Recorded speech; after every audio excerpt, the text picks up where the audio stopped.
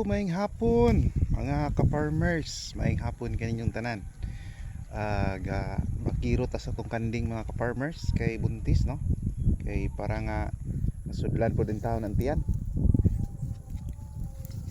So, ano tong kanding mga ka-farmers.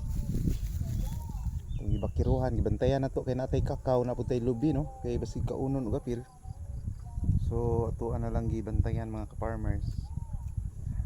Ato ani silang bakiruhan og mga isa ka oras no, sa sud sa isa ka oras daghan na siguro sila makaon na murag busog-busog na pud sila mga ka-farmers no.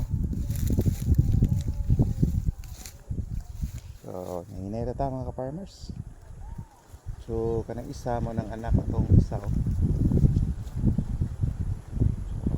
nanginay sa ta mga ka-farmers no? So kani mga nakay na pud ni siya mga ka-farmers. Karong mga Marso ni siya mga anak ko nga. So ito lang yan po kanunay sa Ginoo nga panalanginan atong kahayupan mga ka-farmers. So ano siya, so sila mga on.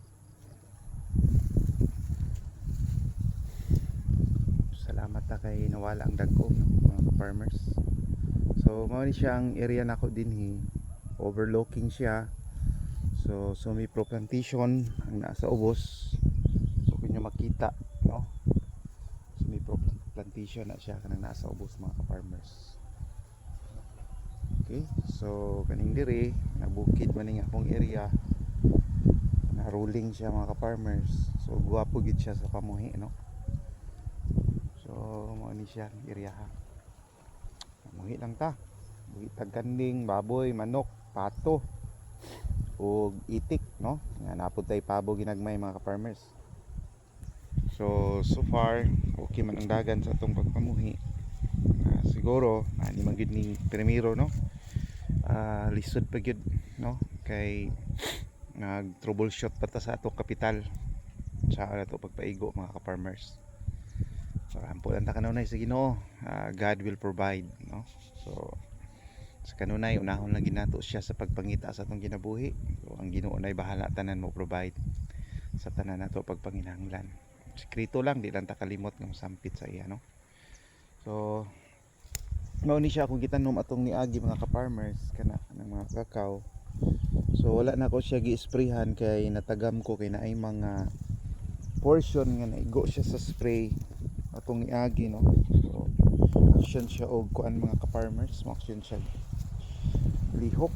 So sayang kuan iyang mga dahon ma-action kalaya.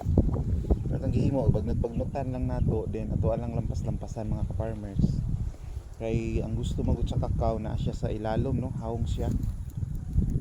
Ana nga ato lang sa siyang kuan lampas-lampasan, di lang nato siya isprehan. Kay para pud makakaon-kaon atong kanding sa ilawom. Ato lang bantayan no.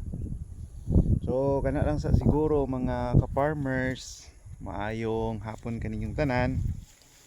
Then happy farming mga ka-farmers. God bless you all.